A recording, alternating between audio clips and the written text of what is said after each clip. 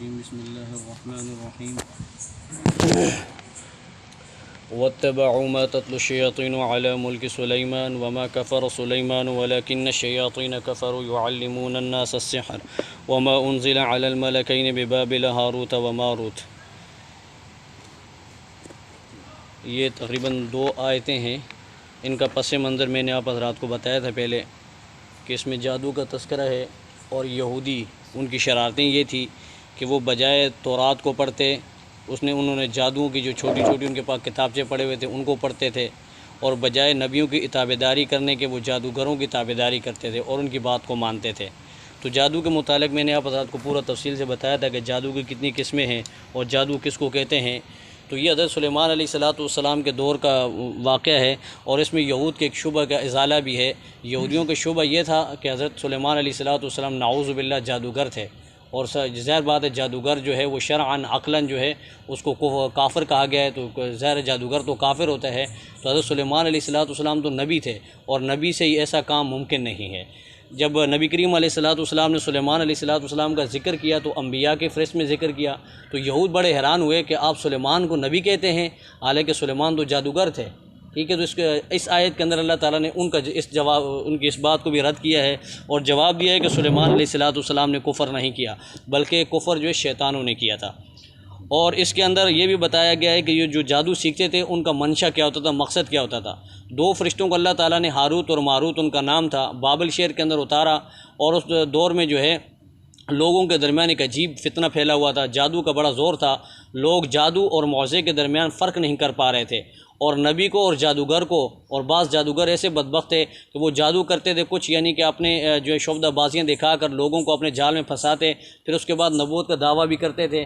تو اس دوران میں جو ہے لوگوں کے ذہن جو ہے وہ خلط ملط ہو چکے تھے کہ نبی کون ہے اور جادوگر کون ہے، تو معجزہ اور جادو میں فرق نہیں کر پا رہے تھے۔ تو اللہ تعالیٰ نے یہ 2 فرشتے اتارے، اور ان فرشتوں کا کام یہ تھا کہ یہ لوگوں کو آ کے جادو کی تعلیم دیتے تھے، اور ساتھ میں یہ لفظ بھی کہتے تھے کہ دیکھو ہم انما نحن فتنۃ فلا تکفر، ہم اللہ کی طرف سے تمہارے لیے آزمائش ہیں، کفر مت کرنا، جو ہم جادو تمہیں سکھا رہے ہیں اس کے ذریعے کفر نہ کرنا، یہ صرف تمہیں یعنی کہ معجزہ اور جادو کے درمیان فرق کرنے کے لیے ہم آئے ہیں۔ لیکن ان بدبختوں نے اس جادو کو سیکھا، اور اس کے بعد انہوں نے جو ہے یہ جادو کا باقاعدہ اس کا عمل شروع کر لیا، اور اس کے ذریعے وہ کیا کرتے تھے، میاں بیوی کے درمیان سب سے پہلی بات یہ ہوتی تھی کہ میاں بیوی کے درمیان جدائی ڈالتے تھے۔ یہ آج ہمارے معاشرے کے اندر بھی ہو رہا ہے، ہر جگہ دیکھیں جی یہ فتنہ، ہر دوسرے گھر میں دیکھیں بیچارے یہ لوگ پریشان، میاں بیوی کے درمیان جھگڑے فساد، گھر کا پورا چین اور سکون برباد ہو جاتا ہے۔ یہ ایسے لوگ ہوتے ہیں کہ جو یعنی کہ کسی کو چین سے دیکھنا نہیں پسند کرتے، تو یہ جادو کرا دیتے ہیں، اور جادو کے ذریعے جو ہے لوگوں کے درمیان تفریق کرتے ہیں، ان کے درمیان اختلافات پیدا کرتے ہیں۔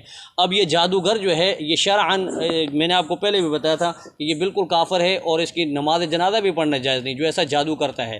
ہاں میں نے یہ بھی بتایا تھا آپ کو کہ جادو کی ایک صورت یہ ہے کہ مسلمانوں کی ضرورت کے لیے جادو کا علم سیکھا جائے، کہ مسلمانوں کو تکلیف ہو تو تکلیف کو دور کرنے کے لیے اس میں بھی غیر اللہ کو پکارنا جائز نہیں ہے۔ اگر غیر اللہ کو پکارا جائے گا تو وہ بھی ناجائز ہو جائے گا۔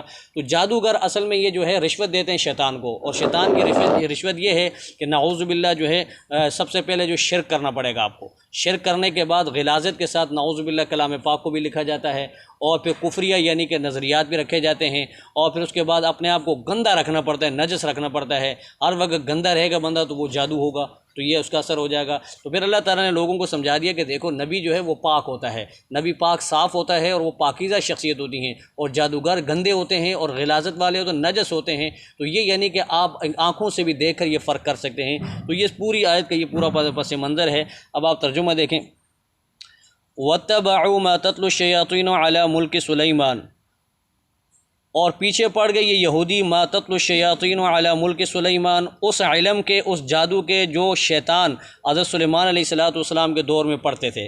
شیطان آسمانوں پہ جاتے تھے اور فرشتوں کی کچھ باتیں سن لی، اور پھر کچھ اس کے درمیان اپنی طرف سے جھوٹ وغیرہ ملا کر آ کے کاہنوں کو، نجومیوں کو بتایا۔ اب نجومی میں آگے یہ بات لوگوں کے درمیان پھیلانا شروع کر دی، اس میں بسا اوقات کچھ باتیں حقیقت بھی ہو جاتی تھی، اور لوگوں کا نظریہ بالکل تبدیل ہو گیا، ان کے عقائد بالکل برباد ہو گئے۔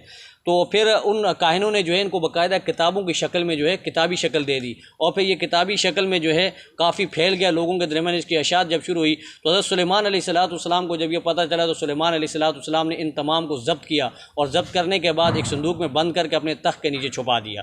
ٹھیک ہے۔ پھر اس کے بعد جب سلیمان علیہ السلام کا انتقال ہوا تو اس کے بعد ان جنات نے دوبارہ ان کو نکالا، اور نبی کریم علیہ السلام کے دور میں جب آپ علیہ السلام نے قرآن کا پروگرام ان کے سامنے پیش کیا، کیونکہ قرآن کا سب سے بڑا پروگرام یہ توحید، اللہ کی یعنی کہ توحید کو ماننا اور نبی کریم علیہ السلام کی رسالت کو ماننا، تو انہوں نے کہا جی ہماری تورات میں یہ چیز تو نہیں ہے۔ جب تورات لے کے آئے تو تورات کے اندر وہی توحید کا مسئلہ تھا جو قرآن میں تھا، تو اب ان سے اور تو کچھ نہیں بنا، تو انہوں نے پھر وہ جادو کی جو چھوٹی چھوٹی پھوتیاں تھیں وہ نکال کے لائے اور کہا کہ یہ دیکھیں، ٹھیک ہے نا جی، یہ حضرت سلیمان علیہ السلام کا علم ہے اور ان کے علم کا خزانہ ہے، اور ان کے جو وزیر سے آصف برقیہ ان کا اور ہاروت اور ماروت ان کی لکھی ہوئی باتیں ہیں اس کے اندر دیکھیں، تو اس کے اندر یعنی کہ بالکل کفری عقائد تھے، بالکل کفریات تھے۔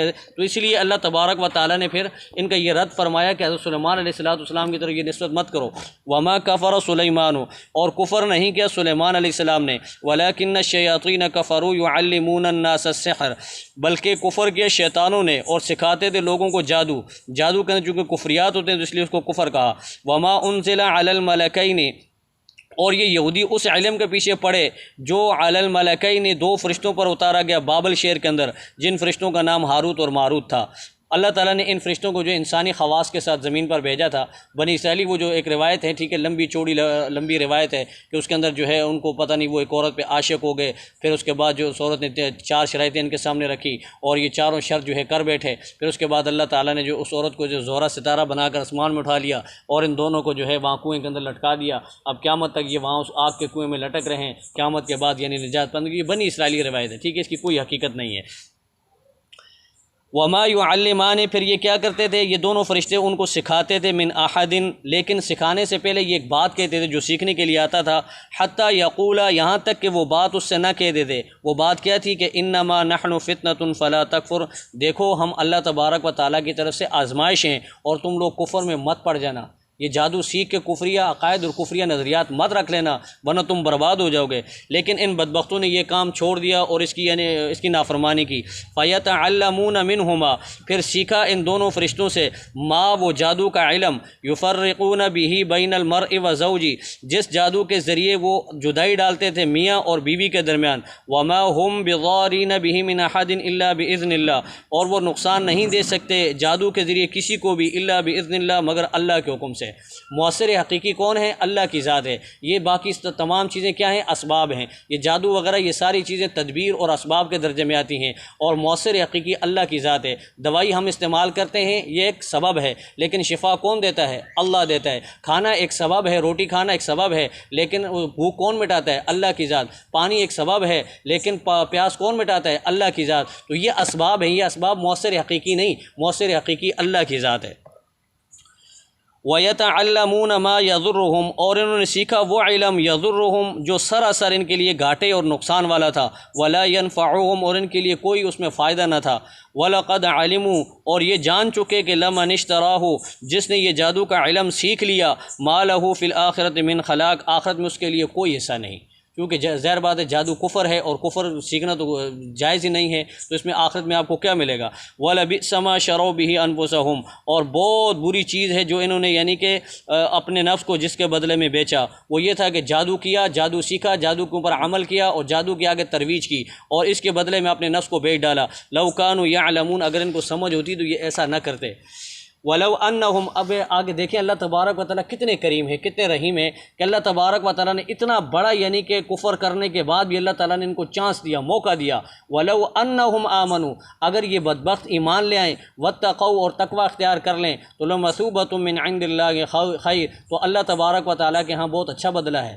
اس جادو کے ذریعے ان کو کیا ملے گا؟ لیکن اللہ تبارک و تعالیٰ آخرت میں بہت اچھا بدلہ دیں گے۔ لیکن ان بدبختوں نے یہ کام نہیں کیا اور ہمیشہ ہٹ درمی کا مظاہرہ کیا، نبی کو بھی جھٹلایا، نبی کی لائی ہوئی کتاب کو بھی جھٹلایا، احکامات کو جھٹلایا، ان من گھڑت چیزوں کے پیچھے پڑے رہے اور آج تک اسی چیز کے پیچھے پڑے ہوئے ہیں۔ لَوْ كَانُوا يَعْلَمُونَ، اگر یہ لوگ جان لیتے کہ جو اللہ تبارک و تعالیٰ کے پاس ہے وہ بہتر ہے اور جو ہمارے پاس ہے یہ سب ختم ہونے والا فنا ہے، تو یہ فنا چیز کے پیچھے پڑ گئے اور انہوں نے اپنے آپ کو اس میں لگا کے ختم کر دیا، اور آخرت سے ان کا اعتماد اور آخرت سے ان کا عقیدہ اٹھ گیا، اللہ تبارک و تعالی ہم سب کو بھی ان چیزوں سے بچائے، اور اللہ تبارک و تعالی ہم سب کو آخرت کی تیاری کرنے کی توفیق عطا فرمائے، اللہ تعالی ہمیں اپنے احکامات پر عمل کرنے کی توفیق عطا فرمائے۔ وآخر دعوانا ان الحمد للہ رب العالمین۔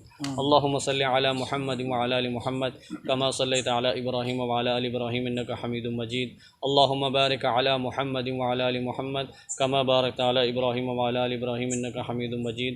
ربنا تقبل منا انک انت السمیع العلیم وتب علینا انک انت التواب الرحیم، وصلی اللہ تعالی علی خیر خلقہ محمد وعلی آلہ وصحبہ اجمعین برحمتک۔